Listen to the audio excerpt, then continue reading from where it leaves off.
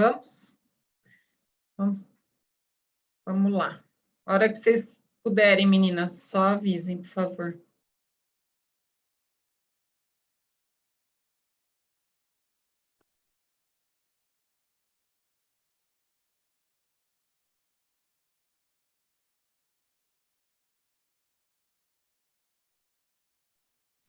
Estamos on.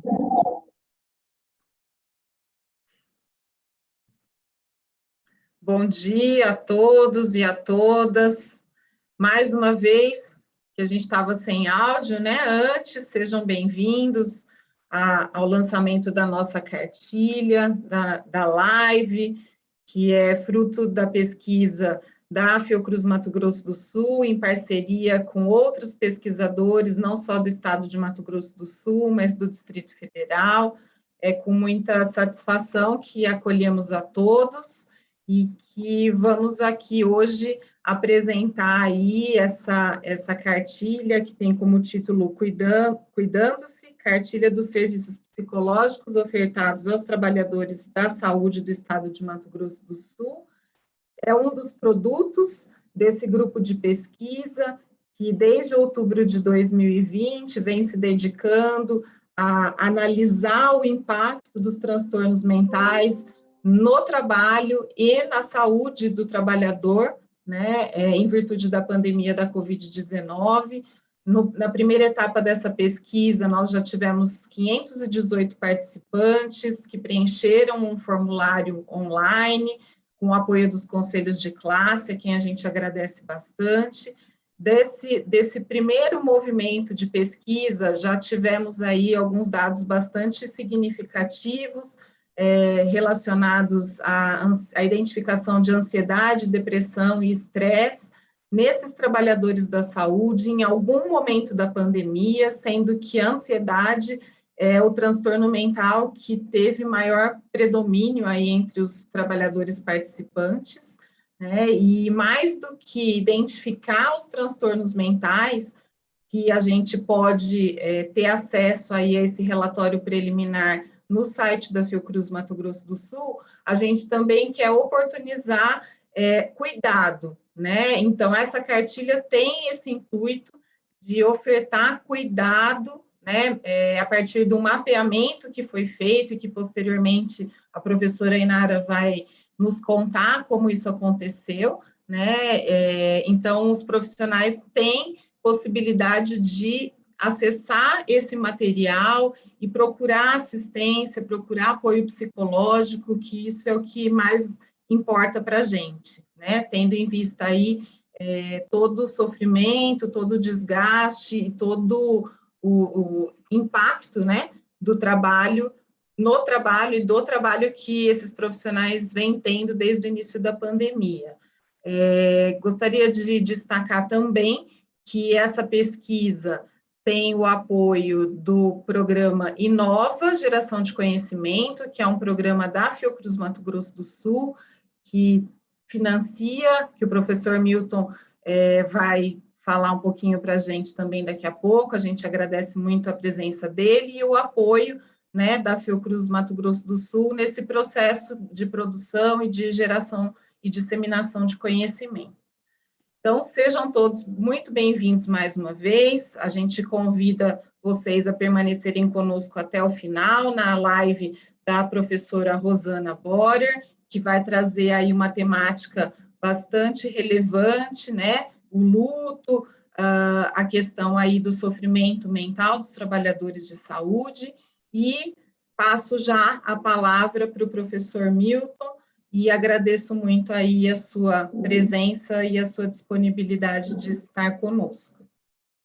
Obrigado, Débora. Um prazer estar aqui com vocês. Bom dia a todos.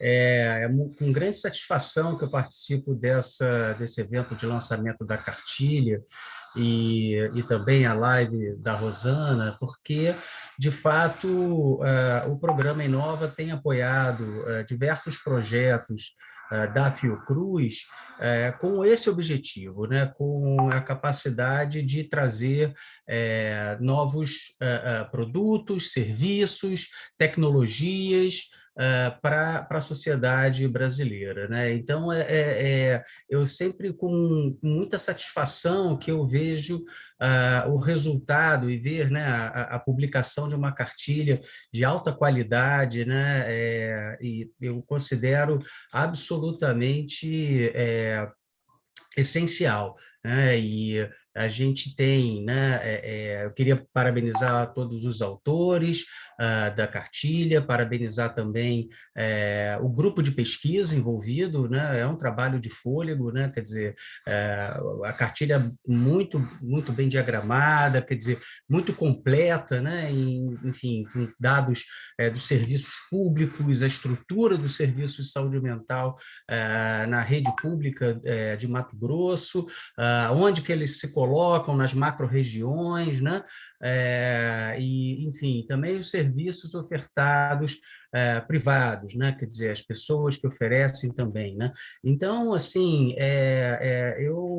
eu fico muito satisfeito com esse resultado e, quer dizer, na verdade, esse é o objetivo do programa, né? O programa ele tem feito esse investimento, são até agora 18 editais, né? Na ordem de 118 milhões, 120 milhões de reais aplicados nesses editais. Esse é um edital específico projeto que a Débora coordena, que foi do Covid, geração do conhecimento, né? E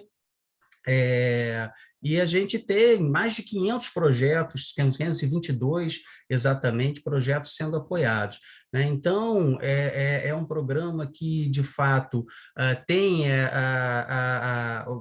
como prioridade, né, o desenvolvimento de soluções, de políticas públicas para a sociedade brasileira. E esse projeto, ele de uma certa forma, ele caracteriza muito bem os nossos objetivos, né? As nossas prioridades. Porque é importante, quando você fala de inovação, muitas vezes se associa com uma nova vacina, um kit diagnóstico, né? Um produto mensurável. E muitas vezes a gente tem tecnologias sociais, notas técnicas, políticas públicas que são absolutamente transformadoras em relação à capacidade de atender, né, a população, a saúde da população brasileira. E é esse impacto altamente diverso que nós procuramos, né? A Fiocruz tem essa característica, uma Escola Nacional de Saúde Pública, unidades espalhadas pelo Brasil que fazem pesquisa biomédica, e produzimos também, né? Temos atenção primária, enfim, quer dizer, uma diversidade de ações, e o programa Inova oxigena a pesquisa que está sendo desenvolvida, forma recursos humanos e oferece novos serviços e produtos para a população. Então, eu fico muito grato, mais uma vez, com esse convite. Obrigado, Débora, por estar aqui com vocês. Eu já me desculpo antecipadamente, porque eu tinha outro evento, eu consegui atrasá-lo 30 minutos para poder estar aqui com vocês. Eu queria, então, finalizar agradecendo mais uma vez e parabenizando todos os autores e desejando sucesso aí no desenvolvimento da pesquisa. Obrigado, Débora.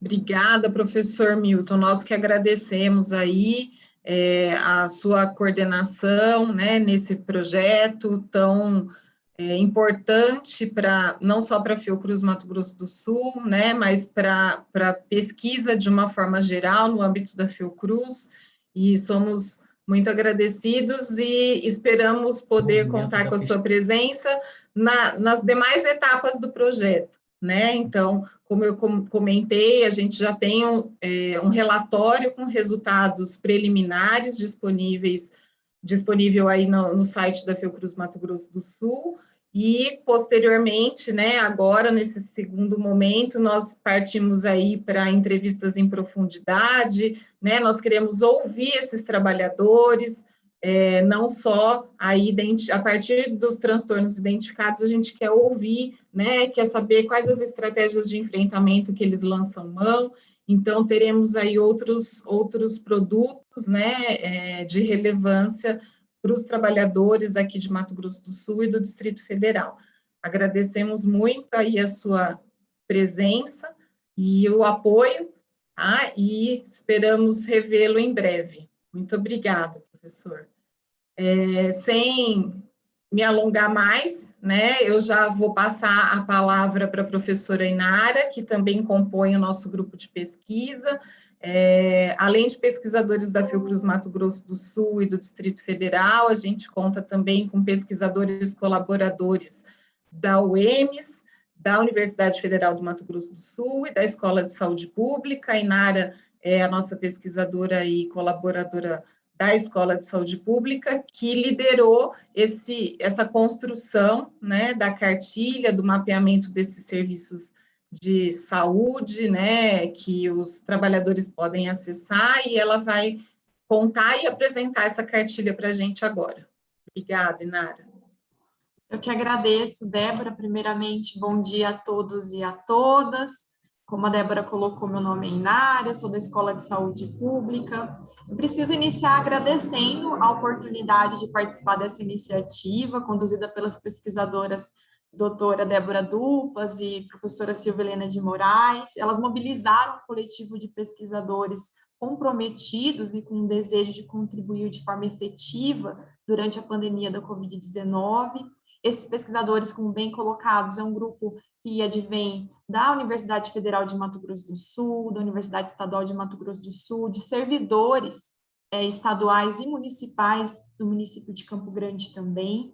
Então, essa cartilha que eu vou mostrar para vocês é um produto técnico, como bem colocado, do projeto de pesquisa intitulado Impacto dos Transtornos Mentais no Trabalhador e no Trabalho em Saúde no contexto da pandemia da Covid-19, como bem colocado, financiado pelo programa Inova, e contou com o apoio da Secretaria de Estado de Saúde de Mato Grosso do Sul, contou com o apoio de instituições de ensino superior, de organizações não governamentais, instituições públicas e privadas, de profissionais psicólogos e do Conselho Regional de Psicologia do Mato Grosso do Sul, o CRP 14.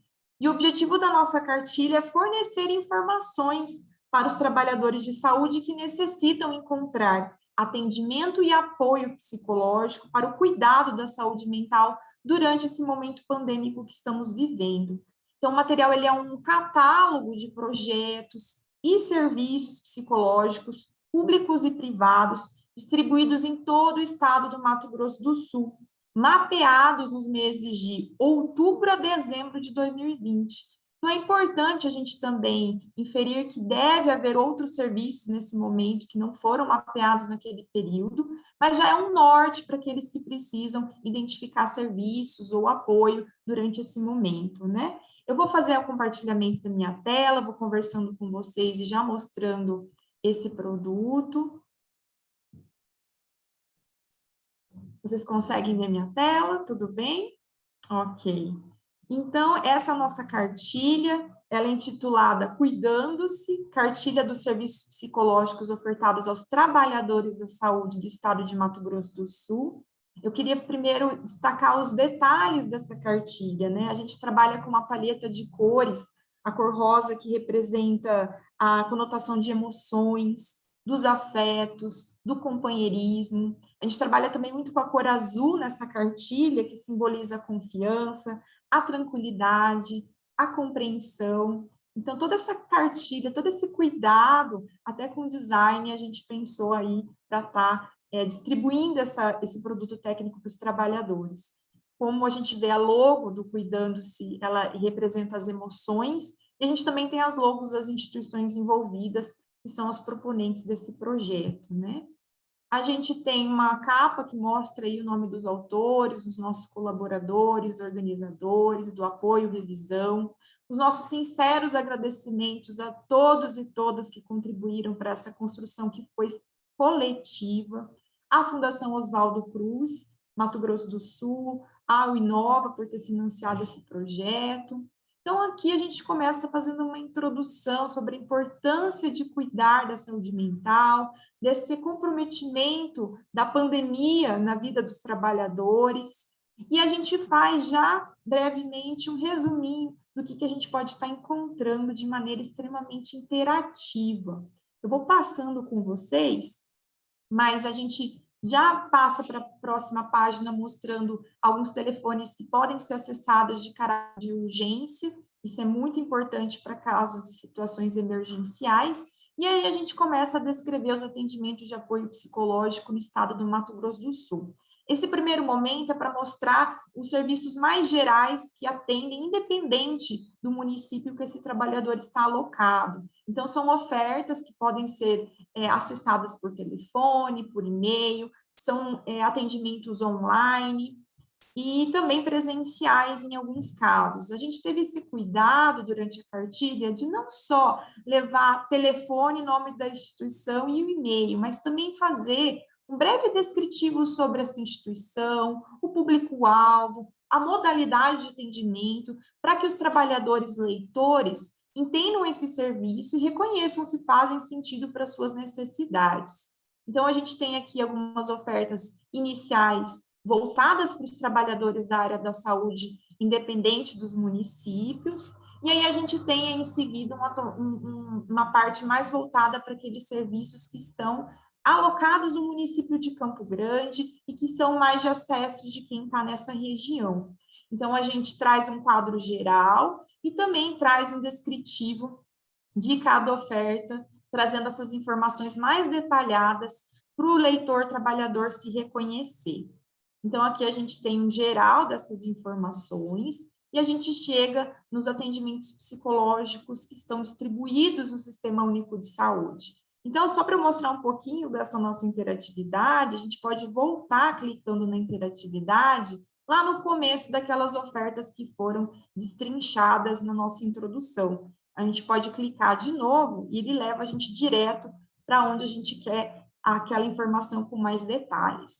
Então, a gente tem essa introdução dos atendimentos psicológicos no Sistema Único de Saúde, então a gente teve o cuidado de não só buscar o privado, organizações não governamentais, instituição de ensino superior que também oferta serviços de apoio psicológico, mas também enaltecer o nosso Sistema Único de Saúde, esclarecer rapidamente para o nosso leitor trabalhador que existe a rede de atenção psicossocial, que ela tem uma linha de cuidado que inicia dentro das unidades básicas de saúde da família, que é uma porta preferencial de entrada e que pode ser sendo encaminhado aí o Centro de Atenção Psicossocial, o CAPS, que é o Centro de Atenção Psicossocial, e também para as redes de nível terciários, hospitais e outros centros de apoio que também compõem essa linha de cuidado. Então, a gente tem essa breve introdução sobre a RAPS para o nosso leitor trabalhador e trabalhadora, e a gente fez um mapeamento do estado de Mato Grosso do Sul dos serviços ofertados no SUS, de acordo com a macro-região. Então, no estado de Mato Grosso do Sul, a gente tem 4 macro-regiões, a macro-região de Corumbá, Campo Grande, Três Lagoas e Dourados, e a gente facilitou a leitura e a interatividade em que a pessoa pode clicar na região do mapa em que ela está alocada. Então, se eu moro mais na região de Dourados, eu posso estar clicando no mapa para que eu seja direcionada e veja essa linha de cuidados dos serviços ofertados nessa macro-região. Então, eu vou fazer aqui um exemplo de clicar na região de Corumbá, e aí a gente consegue ver um quadro dos serviços que se iniciam na atenção básica, todas as estratégias de saúde da família que estão dentro do CNES. Essas foram informações que foram extraídas do Cadastro Nacional de Estabelecimentos de Saúde, e a gente teve o cuidado de validar, de ligar para esses serviços, atualizar o número de telefone e endereço, para facilitar o acesso de quem precisa. A gente também trouxe informações do CAPS também, e esse é o nosso mapeamento dos serviços do SUS. A gente também tem um quadro de atendimentos psicológicos ofertados por planos privados de assistência à saúde em âmbito estadual, e também a gente tem algumas descrições de profissionais autônomos. Isso a gente conseguiu através de um Google Forms, um formulário que a gente construiu no coletivo e teve ajuda do Conselho Regional de Psicologia para distribuir e divulgar entre os profissionais, e aqueles que responderam também estão nessa cartilha sendo divulgados, sendo esses serviços divulgados. Então, de modo geral, a gente gostaria de falar para quem está nos ouvindo que divulgue o link dessa cartilha, divulgue dentro dos seus serviços. A gente nunca sabe quem que está precisando desse apoio, desse cuidado. Todos nós, trabalhadores da área da saúde, a gente cuida do outro, mas a gente também precisa cuidar de nós. Então, eu peço para que vocês nos ajudem a levar essa informação a todos os seus colegas de várias instituições, para que estejam acessando essa cartilha e repassando para todos os trabalhadores e trabalhadoras. Então, eu finalizo com esse trabalho, agradeço mais uma vez a colaboração de toda essa equipe de profissionais que estiveram envolvidos, de todas as instituições que nos acolheram, que nos ouviram, que participaram respondendo o nosso formulário. Obrigada a todos e sigo à disposição. Passo a palavra, então, para a Débora. Obrigada, Débora.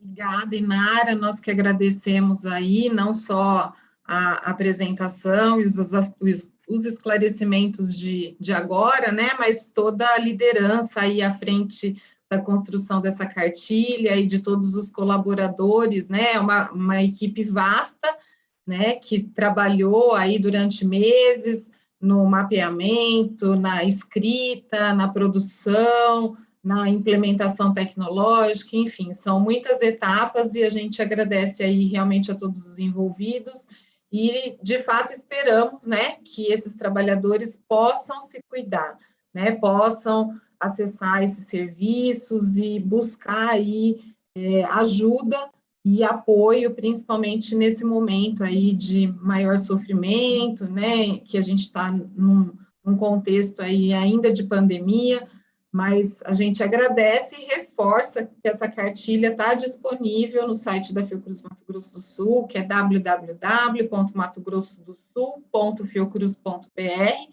está disponível para quem tiver interesse, então convidamos os trabalhadores a acessarem, vai estar também disponível depois na nossa rede social, assim como o relatório parcial da pesquisa.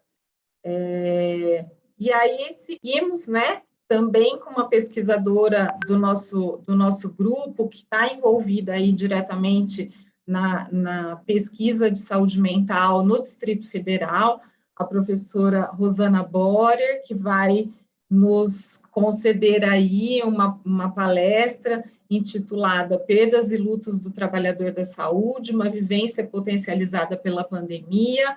A Rosana vai se apresentar, mas tem uma vasta experiência nessa área e vai estar colaborando muito conosco aqui em Mato Grosso do Sul. A gente aprende bastante, troca muito, e agradecemos aí a sua participação hoje, Rosana. Obrigada, viu? Muito obrigada, Débora, obrigada a toda a equipe. Para mim é uma honra estar aqui, obrigada às pessoas que estão nos assistindo. Meu nome é Rosana, eu sou psicóloga, como a Débora falou, eu trabalho com a área de luto, emergências e desastres, e já há bastante tempo, e quando começou a questão do Covid, a pandemia, eu acho que todos nós fomos pegos de surpresa, porque ninguém estava preparado, nem na área da saúde, parte hospitalar, parte de trabalhos de UBS, clínicas particulares, ninguém tinha um preparo para isso. E não só no sentido técnico e procedimental, mas principalmente para lidar com o volume de mortes precoces, inesperadas. Então, nesse sentido, nós tivemos que lidar com uma mudança real, concreta e muito abrupta de rotinas nossas e ainda lidar com perdas. Perda do mundo presumido, né? Perda dos planos do ano. Né? Nós começamos 2020 com o ano novo querendo fazer 1000 planos, né? E de repente aconteceu de o nosso mundo, de todos nós, universalmente falando, porque não foi só no Brasil, ter sido modificado. Normalmente, né, quando você tem uma crise muito grande, que foi o caso da pandemia, você tem sempre alguns profissionais que acabam ficando na linha de frente. Quando é uma guerra, como foi a Primeira e a Segunda Guerra Mundial, nós tínhamos, né, os soldados que lutavam e muitos se expunham aos riscos. Hoje, né, com a pandemia, não deixa de ser uma guerra na área da saúde, uma luta para preservar a vida e para vencer essa nova problemática, mas nós tivemos alguns guerreiros, né? E esses guerreiros, que a gente tanto elogia e fala, ai, que bom que vocês existem, etc., são pessoas comuns que têm as suas fragilidades e que precisam de apoio. E quando eles, preparados para lidar com o cuidado com a saúde, nas suas graduações, nas suas metas de vida, de repente, do nada começam a lidar com volumes de morte e casos graves, eles se veem também, como nós, desamparados no sentido. O que eu estudei, todo o conteúdo que eu vi, não tinha isso. Então, médicos, fisioterapeutas, enfermeiros, dentistas, técnicos bucais, técnicos de enfermagem, ninguém foi preparado, os psicólogos, ninguém foi preparado. Porque nós, na nossa geração, nós não tivemos esse tipo de situação. Então, por isso, o nosso trabalho hoje vai falar de luto, né, dos trabalhadores da saúde, mas pensando que esse tema serve para todos nós, uma vez que qualquer pessoa da sociedade lida com luto, lidou com perdas de um mundo presumido. Eu acho que a primeira coisa que morre nessa pandemia foi a segurança do nosso mundo, né? A continuidade, o estado de ser que a gente tinha até 2020, né? Até fevereiro de 2020. Então, nós temos o primeiro luto com essa queda dos planos e da segurança e daquela relação de controle que nós tínhamos com o nosso cotidiano, seja quem for, seja em qual área for. Os profissionais da saúde, muito mais atingidos, porque eles tinham, de repente, alguns pacientes graves nas UTIs, sem dúvida, sempre tiveram, mas não no volume de gravíssimos e não no volume que precisavam o tempo inteiro de novos procedimentos, e muitos deles ainda sendo aprendidos. Então, por isso, esse trabalho, ele procura cuidar, eu estou tentando compartilhar minha tela para a gente já começar, ele procura olhar para esse profissional e, no caso aqui, na nossa live, falar um pouco sobre como viveu o trabalhador da saúde esta dor, esta dificuldade, esta preocupação, e que recursos ele teve, aonde ele ficou impactado, né? E o que foi atingido nele. Então, falando de perdas e luto do trabalhador da saúde, uma vivência potencializada pela pandemia. Então, a primeira coisa é, o que é luto? Luto não é um estado, eu não estou de luto. O luto é um processo que a gente se dá conta, né, que a gente começa a perceber que está nele, quando a gente toma consciência de uma determinada perda. E o luto não se dá apenas por morte de pessoas, né? Mas também por outros tipos de perda, como a segurança, como a tranquilidade e o controle naquilo que você experimentou durante toda a sua vida profissional, e, de repente, você tem já um certo controle, uma tranquilidade, que você já trabalha, já sabe como responder a determinadas crises de saúde de um paciente, e, de repente, tudo isso vive uma ruptura e você tem que recomeçar do zero como se nunca tivesse aprendido.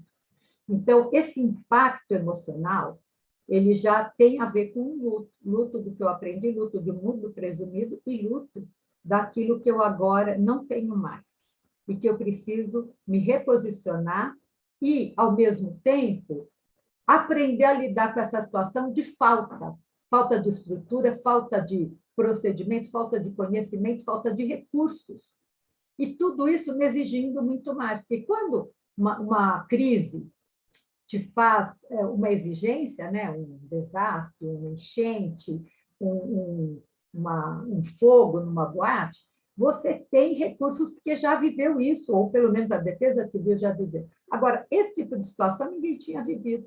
Então, o profissional o trabalhador da saúde, além de viver a perda do mundo pessoal dele, presumido, que é a segurança do seu lar, as suas rotinas, etc., ele perde também a segurança profissional, no sentido de eu tenho que dar respostas sem conhecer as perguntas e sem conhecer o conteúdo. Então, você tem um sentimento no luto, é importante, porque mais para frente a gente vai falar de outras coisas que eu vou resgatar isso, você tem um sentimento de esvaziamento. Neste caso, nós estamos sendo esvaziados, o trabalhador da saúde, da segurança dele, do conhecimento, e se colocando à beira de um abismo, tendo que se segurar e segurar um monte de pessoas, e sem saber qual recurso ele usa para não cair. Né? Então, assim, foi uma exigência emocional muito grande, maior do que talvez eles pudessem supor. E uma coisa interessante, que conversando com alguns deles, quando a gente mandava os resultados da pesquisa, alguns falavam assim, olha, aumentou muito a sobrecarga no meu trabalho, primeiro, porque a gente sempre teve pacientes em UTI, graves, mas não gravíssimos e não nesta quantidade. Os procedimentos aumentaram, por exemplo, passar catéter, entubar, não era um caso como era no passado, antes da Covid, eram vários, né? E aquela que eles colocam o paciente de decúbito, que chama prona, né? Um deles me colocou, eu não conhecia esse termo, de colocar o paciente em decúbito para poder respirar melhor, era um procedimento que levava 5 profissionais, 5 trabalhadores. Então, você tinha um trabalho agora braçal, porque a depender do tamanho do paciente, a depender do peso do paciente, naquelas condições que estavam fragilizadas, totalmente entregue à equipe de saúde, então o trabalho peso, né, o trabalho braçal era muito mais relevante, e um trabalho braçal que não existia, não nessa proporção. Então, assim, também isso era uma questão de novos preparos. Então, você foi vivendo luto de uma certa tranquilidade que existia e controle sobre o seu trabalho, e revivendo necessidades para as quais não estava preparado. Então, o luto, ele não se dá só por morte, mas ele se dá por perdas, e principalmente quando a gente fala de segurança. Além disso, nos próprios hospitais, até os trabalhadores administrativos, recepção, sempre perguntavam, né? Como é que está? Será que nós vamos pegar? Então, a família perguntava, os vizinhos, o que a gente faz? Será que eu estou com Covid? Então, assim, aumentou a carga da demanda mental também, porque as pessoas queriam a resposta vestiu branco, né? Foi para a saúde, você tem que me responder sobre Covid. Porque se estes profissionais, se estes trabalhadores não tinham o total conhecimento, porque nunca tinham vivido essa experiência, a população menos ainda. Então, a população recorre a quem sabe o mínimo. Então, a demanda populacional também da comunidade, da sociedade, do prédio onde moravam, da família, foi aumentando a carga. Então, a perda se dá da segurança, do conhecimento, e se dá também no sentido de tranquilidade para vir, então, um desgaste maior e um cansaço maior. Então, nós estamos vivendo diversos lutos aqui, mas há perdas por morte. Alguns dos trabalhadores da saúde, além de viver um número muito maior de mortes de pacientes, porque ele fica enlutado também, mas ele viveu mortes na própria família, e viveu principalmente o medo da morte, e viveu o medo de carregar uma possível contaminação. Então, era insegurança, era angústia, uma série de coisas que foi envolvendo esse emocional desse trabalhador. Então, quando o luto é desencadeado por morte, há uma ruptura, como eu falei, do mundo presumido, desperta sentimentos dolorosos, a depender do vínculo que você tem com a pessoa que morre, chega até a ser avassalador. Nós vivemos, no caso do Covid, aqui todos, independente de ser ou não trabalhador da saúde, uma ansiedade de separação, um luto antecipatório. Será que alguém da minha família morre? Será que vai ser de Covid? Então, além, neste caso, toda a população. E o trabalhador da saúde, o que ele viveu? Ele viveu este medo particular na sua vida privada, ainda potencializado pelo Covid, no caso de ele poder ser o portador. Então, não era só ser afetado pela tragédia, mas ser afetado e ser ator neste lugar.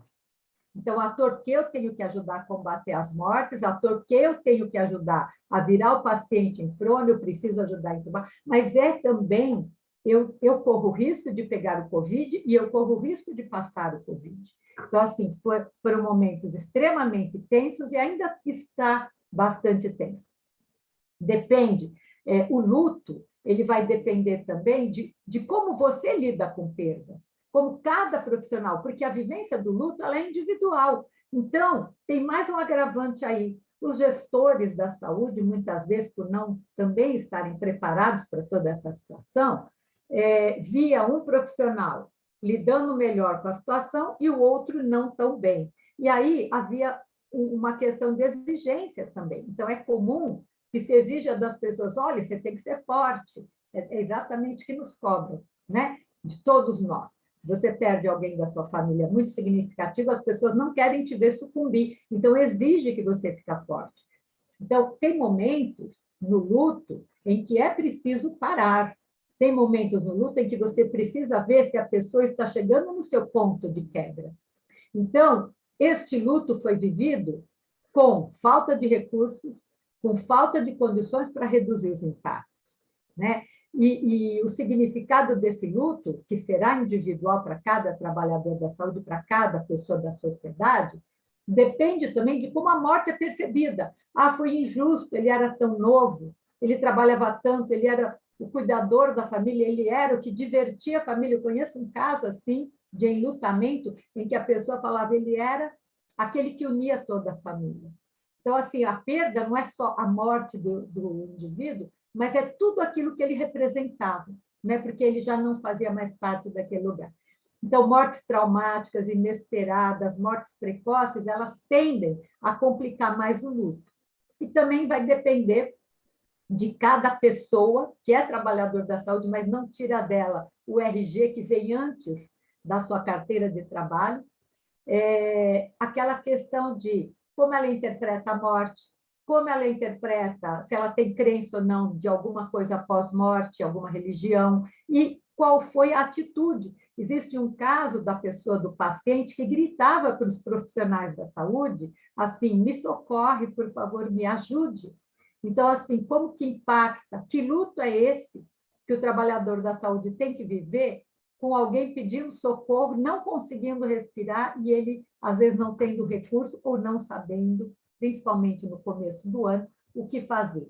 Então, as perdas e o luto para o trabalhador da saúde já são uma questão que fazem parte do seu conteúdo, mas com a pandemia ficou muito potencializado.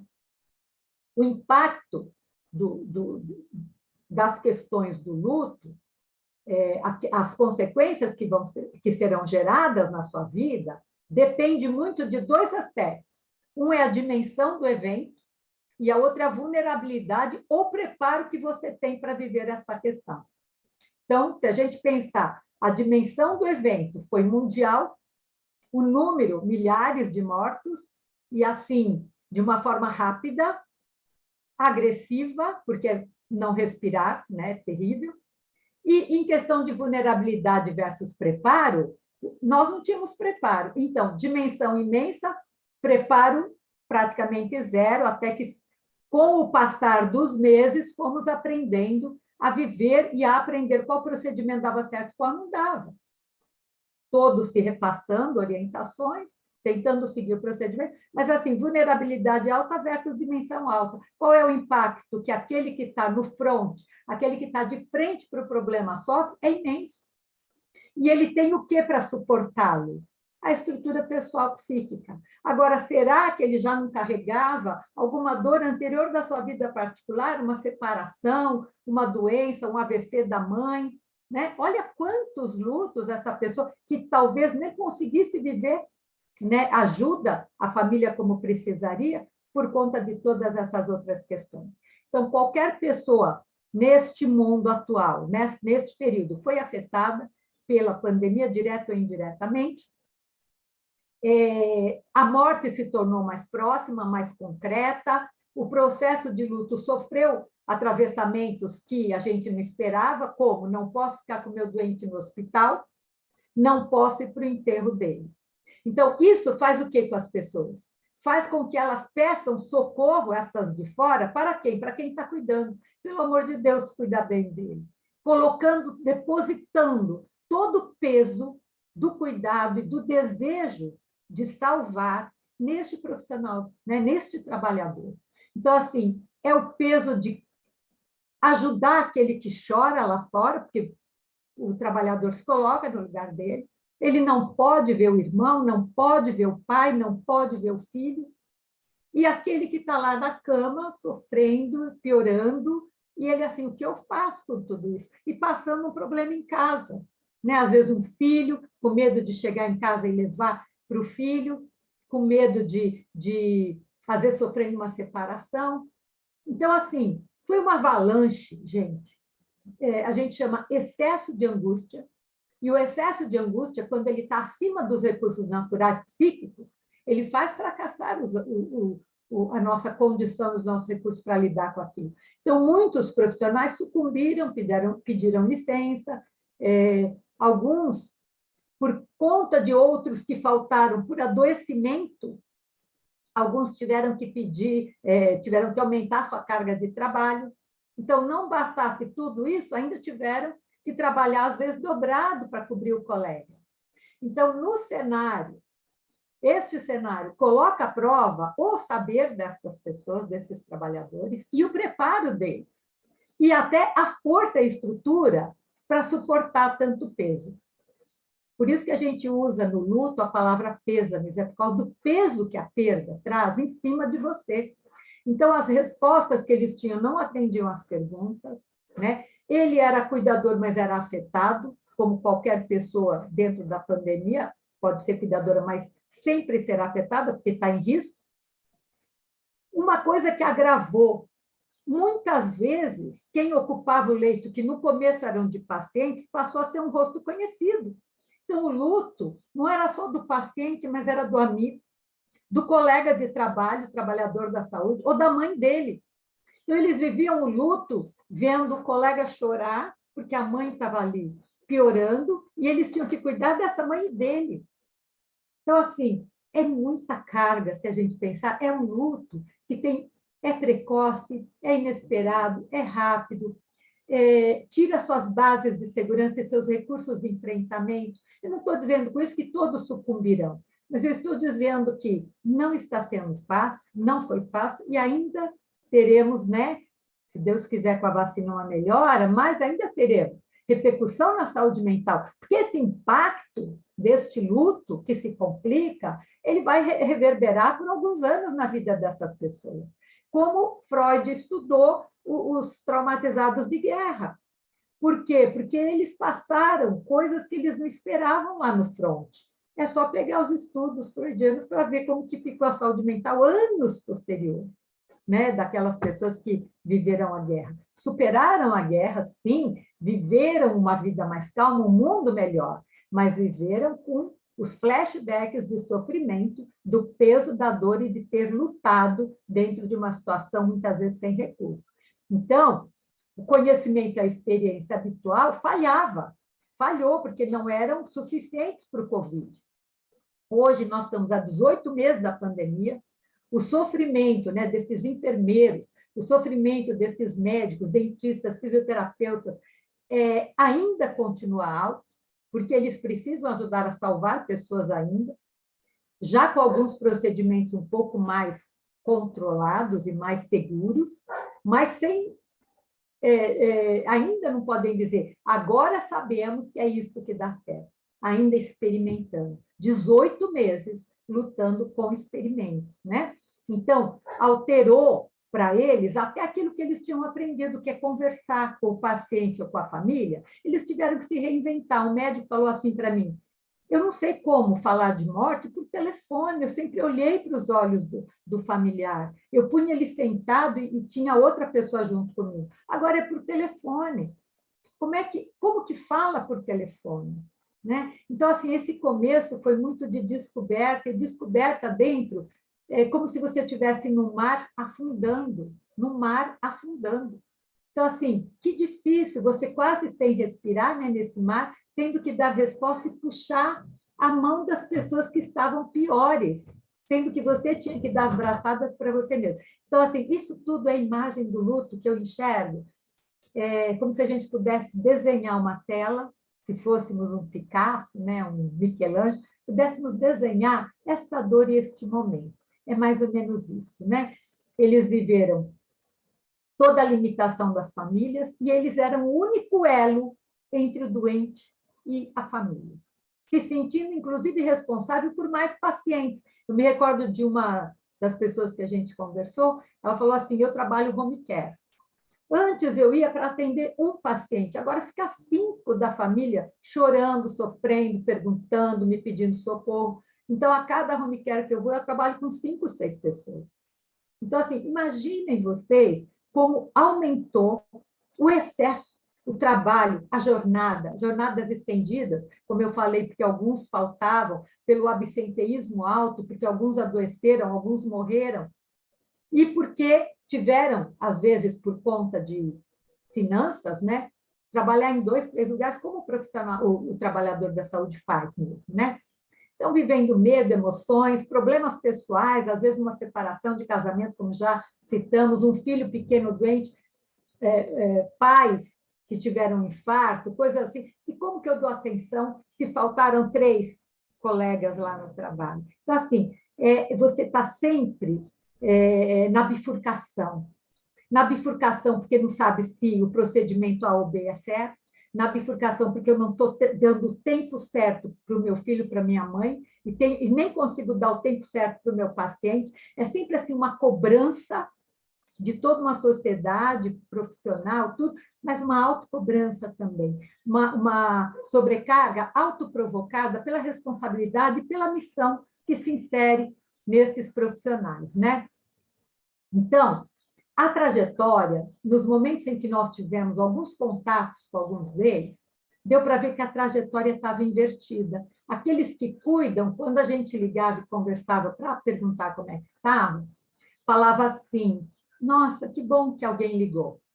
Não que não tivesse um pai ou uma mãe para conversar em casa, mas alguém que fala assim, oi, liguei para te cuidar. Oi, liguei para perguntar como é que você está. Então, tem um critério na pesquisa que diz em que situação você pode ligar para o pesquisado, né? Então, é um momento de acolhimento.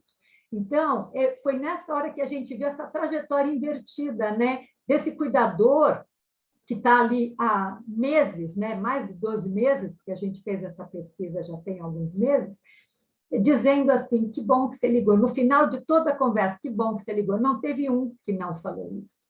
E a gente ouviu, que eu já repeti, não vou precisar ler aqui, esta questão da crise dentro da crise. Não bastasse todas essas condições e recursos escassos da parte de trabalho, alguns viviam situações bastante complexas, às vezes uma dívida, né, que estava fazendo, que fez antes da pandemia, pensando num mundo que presumia que ia dar certo, e aí caiu por terra até a segurança financeira. Então, assim, é muita coisa, né, gente? E vai acumulando essa questão também de que, como seres humanos normais e comuns, o profissional da saúde também passa problemas emocionais. Alguns fazendo terapia, outros com algumas oscilações de humor antes da pandemia, outros com depressão por um período de vida difícil que estariam vivendo, piora muito aí neste momento, a partir de março do ano passado. Então, estes que já estavam com alguma oscilação emocional, muitas vezes, pelo acúmulo e excesso de trabalho e cansaço, pararam ou ficaram sem cuidados para poder cuidar e conseguir ficar acordado no tempo que ia trabalhar, porque o volume, como eu falei, de jornada aumentou muito. Então, o luto também é de eu não me cuidar mais, de eu não fazer, né, para quem gostava, uma corrida, uma ginástica, um convívio familiar num domingo, num dia de semana. Então, assim, foram sendo perdas e perdas, questões pequenas que poderiam carregar a bateria dessas pessoas, elas foram retiradas também pela circunstância, né?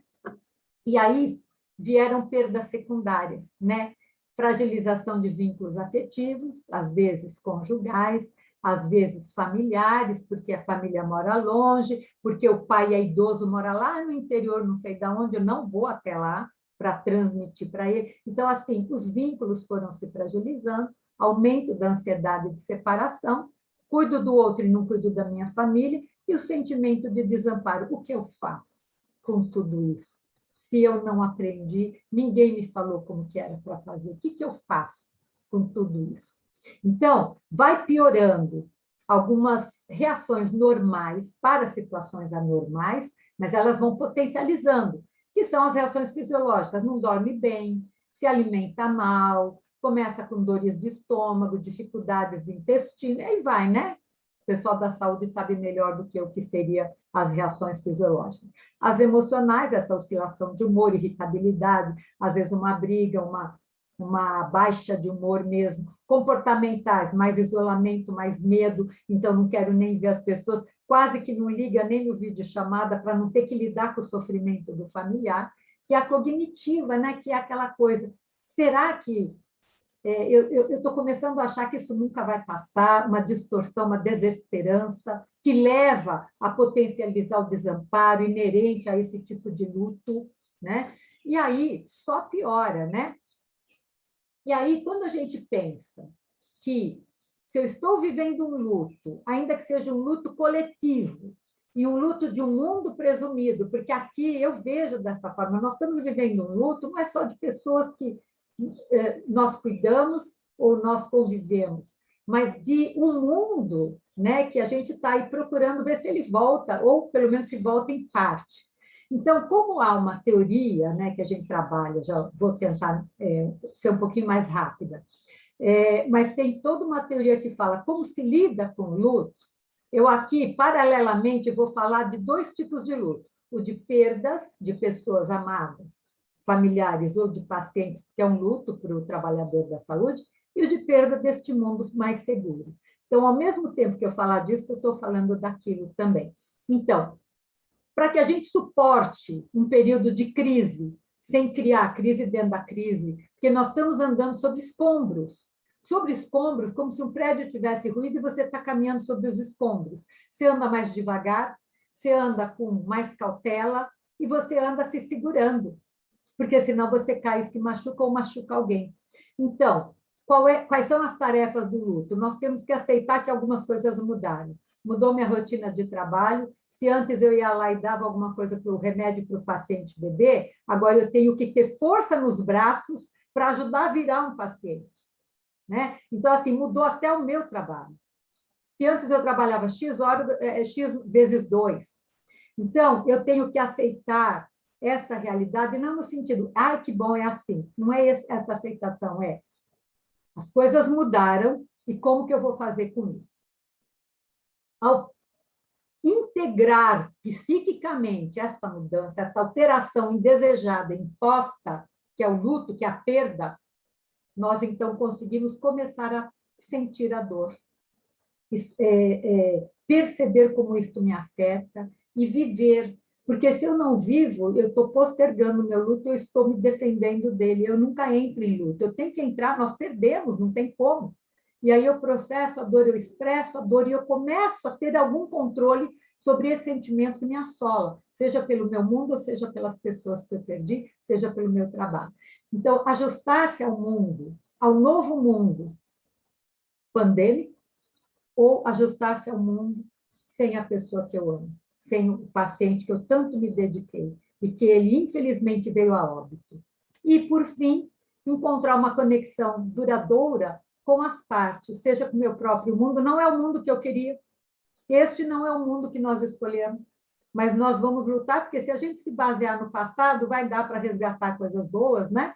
As guerras, as grandes guerras, as pandemias nos mostram que toda crise é finita. Então, essa última tarefa do luto é eu vou conseguir sair disso, e lá na frente nós vamos lutar para sairmos mais fortes, né? Por fim, gente, 4 passos para o autocuidado, né? Considerar as experiências anteriores e as estratégias de enfrentamento que você já teve. Claro que, em questões de proporção, elas são muito... o que você viveu pode ser muito menor do que o que você está vivendo, mas elas ainda assim são coisas que você já tem, são recursos que você já tem desenvolvidos para conseguir lidar minimamente com situações de crise. Eu trabalho com emergências e desastres, e eu me lembro de algumas colegas que trabalharam comigo dos Médicos Sem Fronteira, que falavam assim: quando a gente trabalha com emergências e desastres, com tragédia, a gente aprende que nada é sólido, tudo pode ruir, tudo que está em pé pode cair. Então, considera o que você tem dentro de você para conseguir, pelo menos, tentar, né, enfrentar. Né? Que estratégias? Entender como foi a vivência dos fatos, como que chegou até você, em que momento você se sentiu mais impactado ou ainda está sentindo, que recursos sociais você teve, familiares, amigos ou profissionais. No seu trabalho, a gestão, fale com o seu gestor, porque os gestores também não estão preparados, né? Identificar as sensações, as emoções e, por fim, pedir ajuda. Aqui, então, um elogio aqui à nossa líder Inara, querida, que nos conduziu na construção dessa cartilha e que nós esperamos ajudar muitos profissionais de Mato Grosso do Sul e estamos trabalhando na cartilha do DF, né? Para que vocês possam, já que estão tão sem tempo, tão sobrecarregados, com jornadas tão estendidas, que de alguma forma, como a Inara e a Débora e o Milton colocaram, tem aqui, olha, alguma coisa para você. É quase que como aquele telefonema, quando o enfermeiro, o médico falava assim: obrigado pela ligação, está aqui a cartilha, né? É uma forma de, já que a gente não está ali com vocês, entregar alguma coisa para você não parar de se cuidar. As estratégias de enfrentamento compreendem em você saber o que está acontecendo, perceber seus sintomas, receber o espaço de escuta, e aqui eu chamo a atenção, se alguns gestores estiverem nos assistindo, que saibam a importância de compreender que as pessoas no luto reagem de forma diferente, é uma vivência ímpar, como se fosse DNA, né? Que possam, então, amparar, apoiar e compreender, e não esperar que todo mundo esteja na mesma régua, né? E fortalecer as redes sociais dessas pessoas. Você se fortaleça e a rede social também, família, amigos, colegas de trabalho. Você está melhor hoje? Cobre o colega que você percebeu que está sucumbindo. Porque o mal-estar emocional também baixa a imunidade. E aí o risco de pegar alguma coisa aumenta, né? Então, a gente precisa, primeiro, também cuidar da emoção para fortalecer a imunidade dessas pessoas. Então, gente, eu quero terminar, e depois a gente vai abrir para perguntas, a Débora vai retomar, lembrando que nós estamos em setembro.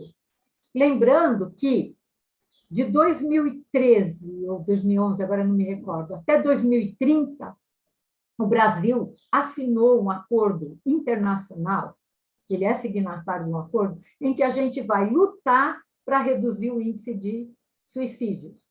E que, embora seja o mês de setembro, o mês da campanha, nós trabalhamos com a prevenção do suicídio, a valorização da vida, o ano inteiro, né?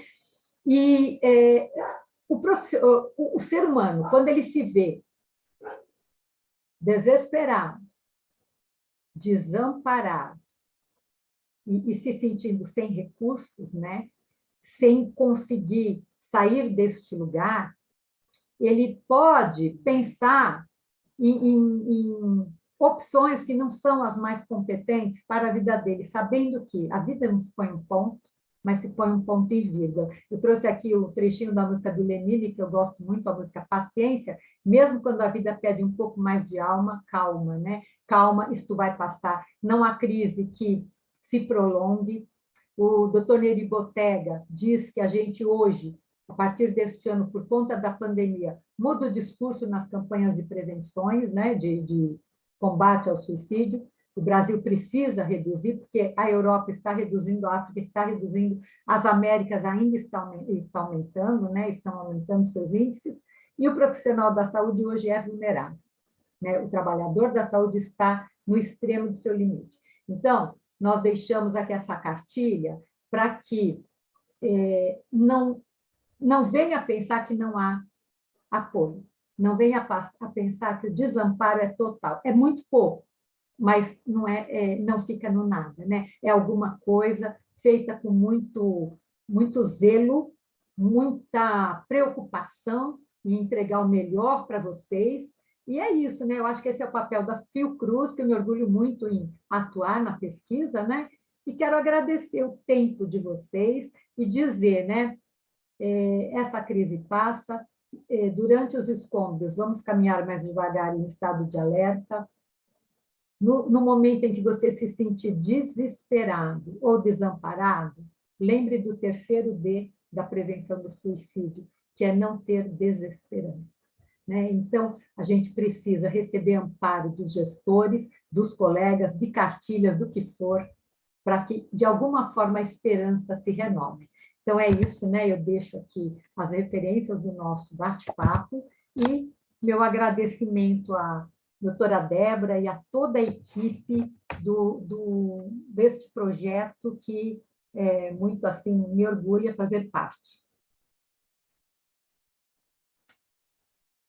Professora Rosana, muitíssimo obrigada pelas suas palavras. É tão bom te ouvir, porque vai dando um acalento, né? Uma temática tão difícil, tão pesada, mas que você consegue trazer de uma forma tão clara, e a gente agradece muito aí, e são vários elogios a você, né? Muitas pessoas agradecendo e elogiando a sua participação aqui, e eu acho que, assim, fui anotando várias coisas, né, que me chamaram a atenção ao longo da sua fala, né, a questão da perda, né, da perda do que a pessoa representava para nós, né, isso, às vezes, a gente não para pensar, esse peso, essa sobrecarga do trabalhador nas suas múltiplas funções enquanto pessoa, não só enquanto cuidador, mas enquanto membro daquela família,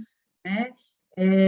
E a sobrecarga que também extrapola os hospitais, né? Muitas vezes a gente tem aquela ideia que é o trabalhador que está na linha de frente, lá no ambiente hospitalar, que é o mais sobrecarregado, é o que está mais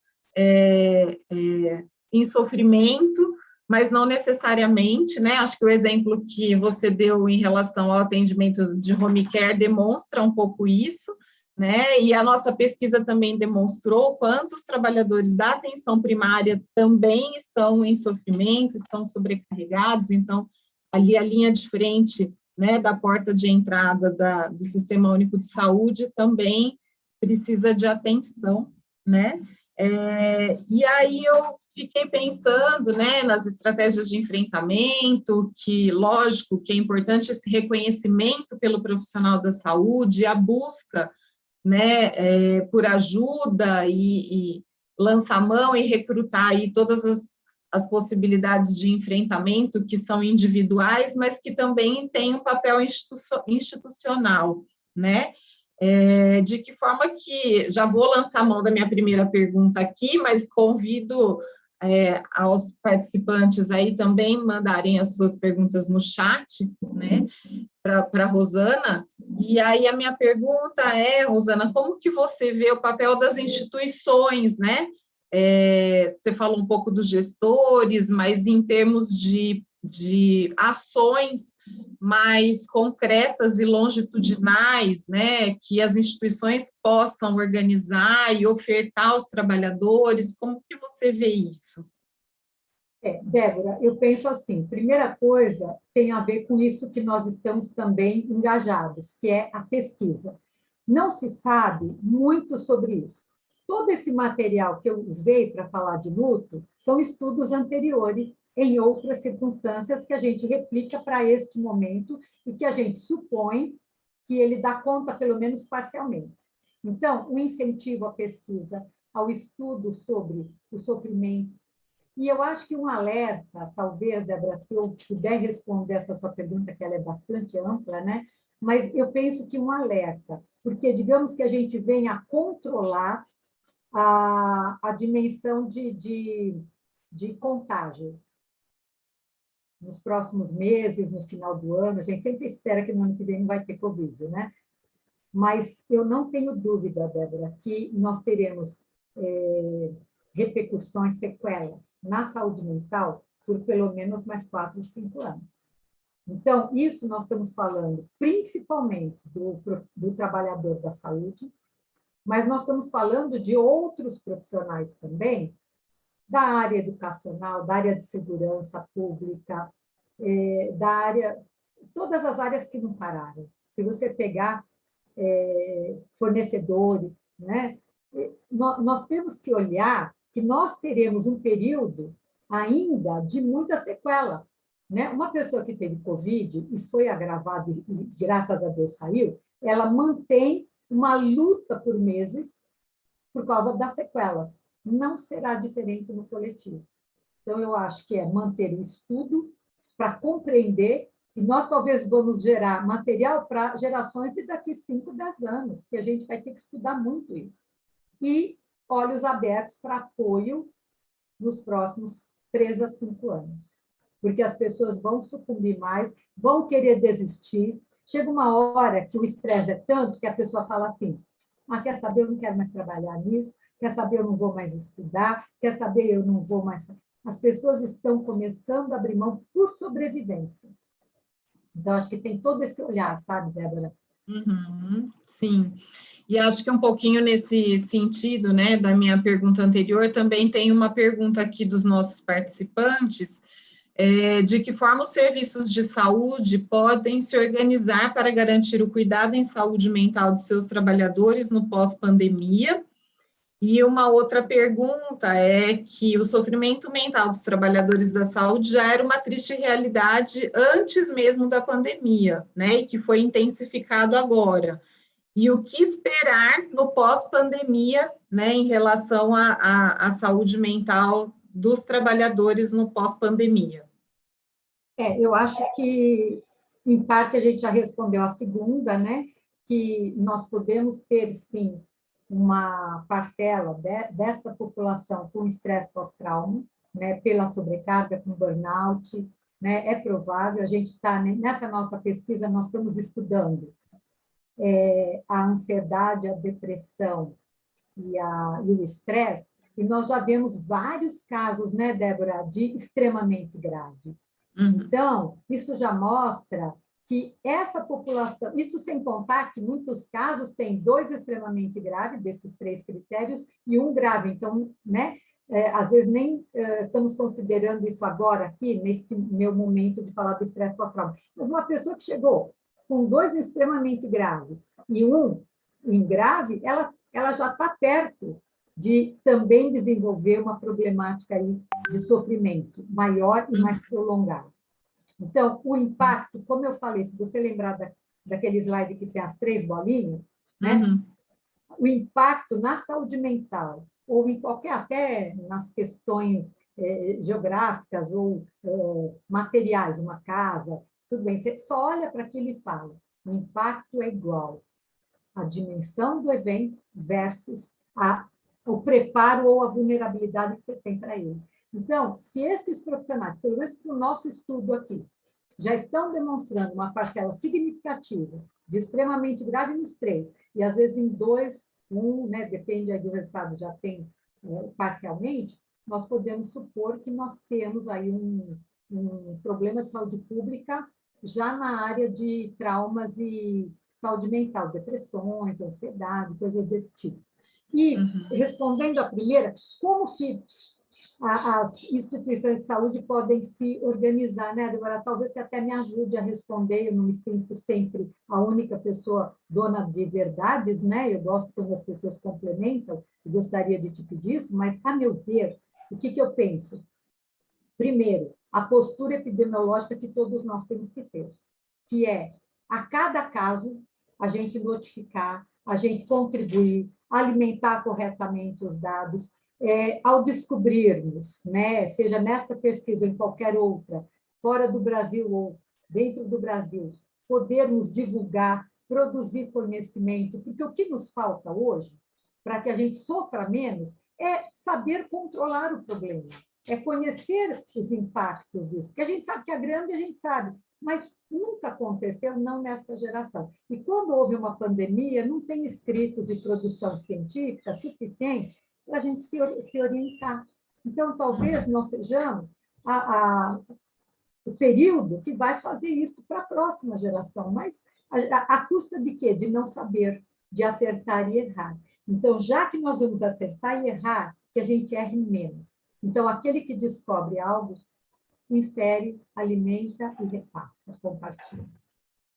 Mas se quiser complementar, agradeço. Não sei se Sim, não, eu acho que é bem nesse sentido mesmo, né, Rosana? E eu acho que as políticas públicas voltadas à saúde do trabalhador terão que ser repensadas, né? E as instituições também, os seus núcleos de saúde do trabalhador, né, os seus espaços aí institucionais de acolhimento do trabalhador, terão que dar conta de uma demanda e de uma abordagem que até então não dava, né?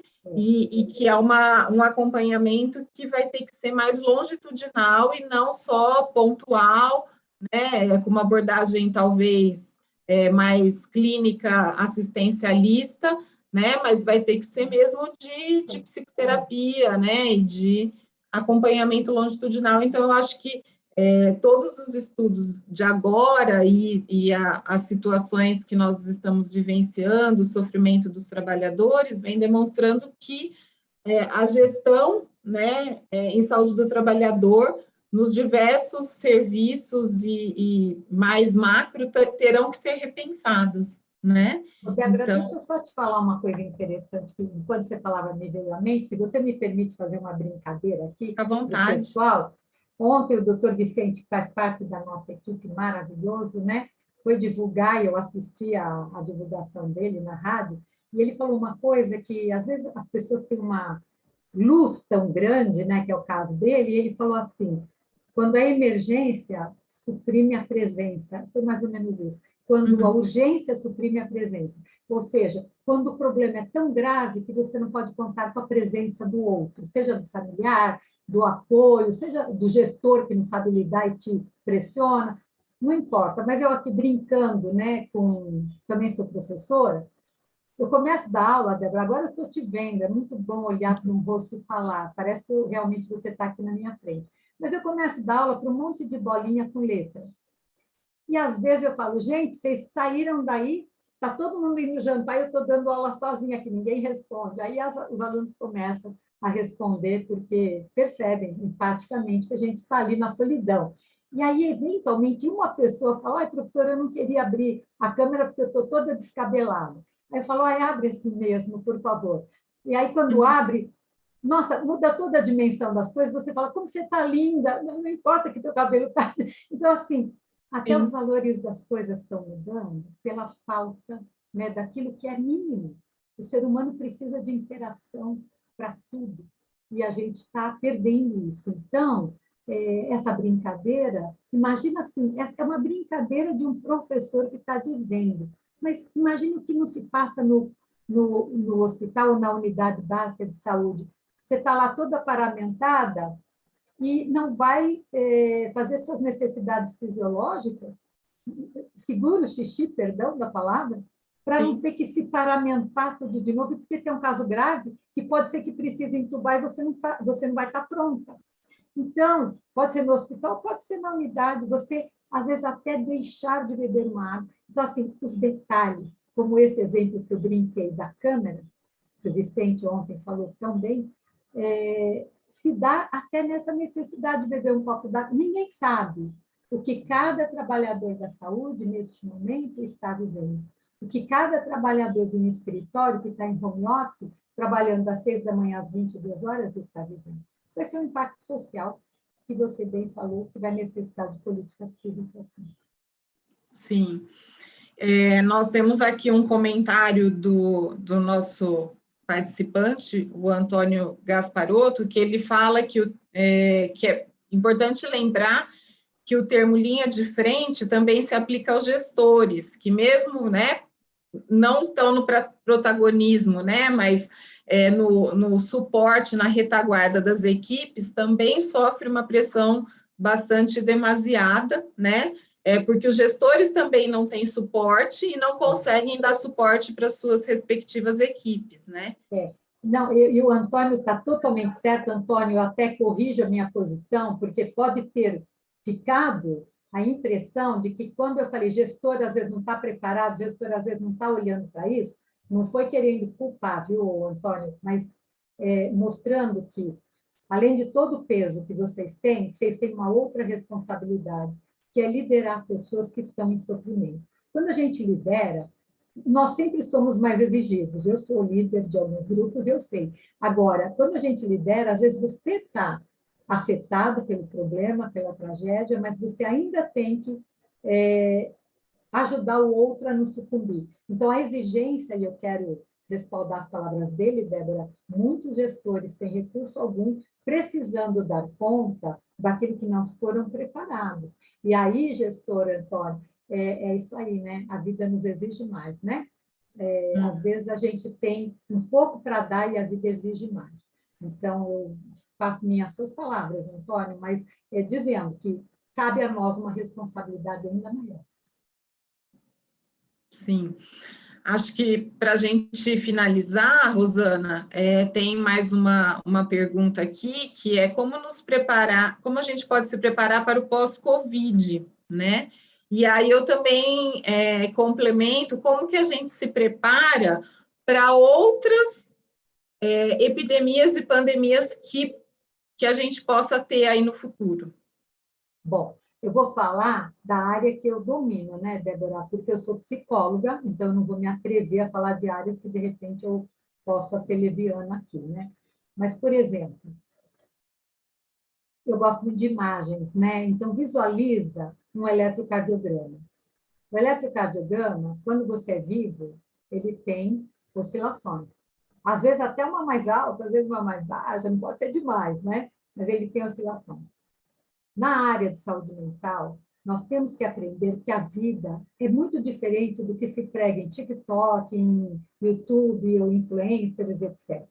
A vida ela é enquanto a vida há oscilação. Nós viveremos momentos de muita alegria durante a vida e momentos de tristezas e perdas. Se nós, veja, você pode até não estar preparado para perder a mãe, para perder o filho, ok. Mas se nós, pelo menos, integrarmos na nossa mente que o ciclo de vida impõe oscilações, a gente não vai ter uma expectativa de uma vida feliz continuamente. Porque uma vida que não oscila, gente, no eletrocardiograma, Débora, morreu, né? A vida que não oscila. Então, eu me recordo de momentos pessoais que eu vivi grandes sofrimentos, perda da minha mãe, e grandes alegrias no mesmo tempo que foi a minha filha entrar num vestibular difícil. E eu falei, Deus, mas no mesmo tempo, como que eu vou aguentar ser tão feliz sendo tão triste ou vice-versa? Então, assim, a vida, o ser humano na estrutura tem espaço para isso se ele minimamente tiver um preparo, não de saber o que fazer, como um caso de Covid, que é uma coisa que a gente não aprendeu, mas como fazer. Eu tenho que caminhar mais lentamente, exigir o melhor de mim dentro daquilo que é possível fazer, seguir os melhores procedimentos de fontes confiáveis e fazer a minha parte. Porque quando o isolamento social, para encerrar, Débora, quando o isolamento social, se eu olhar ele como uma punição, agora tem Covid, eu não vou poder ir para São Paulo ver meus filhos, que é o meu caso, por exemplo. Mas quando eu vejo o isolamento social como um ato altruísta, de contribuição, é minha parte no controle do problema, eu faço desta forma e eu sou parte voluntária naquilo que vai resolver mais rapidamente, independente de levar 4 anos, mas eu vou fazer esta parte. Então, quando eu enxergar que a vida oscila, que eu tenho uma parte pequena a fazer, mas que eu vou viver dentro da oscilação, eu integro dentro de mim a possibilidade de ser feliz, mas conviver com momentos mais difíceis e de perda. E aí, nesse momento, eu posso adoecer menos, eu vou ter impactos mas eu estarei mais preparada e não tão vulnerável. Então, não sei se ficou claro, é isso. Super claro. Acho que é para a gente sair daqui e pensar, né? Pensando, fazendo uma autoavaliação, uma autorreflexão e buscar ajuda, né? Porque realmente, às vezes, a gente não tem condição de recrutar todos esses mecanismos de enfrentamento sozinho. Então, a gente precisa e a gente realmente também precisa estimular, né, os nossos gestores a pensar no seu trabalhador, a discutir lá no contexto do serviço de saúde, como que é aquela situação de trabalho, como que aquele profissional reage frente àquela situação de trabalho, né, como que ele se posiciona, como que ele lida com isso, e, de certa medida, o que ele vai precisar, né, para ter aí uma estabilidade melhor e para que ele não adoeça, né? Então, acho que isso tudo precisa ser pensado aí no contexto das políticas públicas e do contexto de cada instituição, né? Mas, quer falar, Rosana? Não, eu ia falar que o gestor ali no seu cantinho, ele pode fazer rodas de conversa, mas Sim. Isso não tira o papel do Estado de criar as políticas, né? Eu Exatamente. Acho que isso é mínimo, né? Uhum. Perfeito. E a cartilha, ela traz esse recado de busque ajuda, como a Débora está dizendo. Saber pedir ajuda e saber receber ajuda é um dado de saúde mental. Não tenha medo, não se sinta enfraquecido, como bombeiros, por exemplo, quando vai procurar corpos lá no Brumadinho, né? Ele está cansado, ele tem que pedir ajuda. Então, é um dado de saúde mental. Desculpa, Débora, te interrompi, mas para mim está... Imagina. Fica à vontade. E a gente super agradece, Rosana, a sua participação aqui, as suas palavras, que foram extremamente ricas, e a sua presença também no nosso grupo de pesquisa, né, que a gente troca muito, aprende muito com você, e mais uma vez queria agradecer, então, não só você por estar aqui hoje, mas a Inara, todos os colaboradores que produziram, que se empenharam aí na elaboração dessa cartilha para que ela pudesse ser lançada hoje, e reforçar, né, mais uma vez o convite aos profissionais para usá-la, né?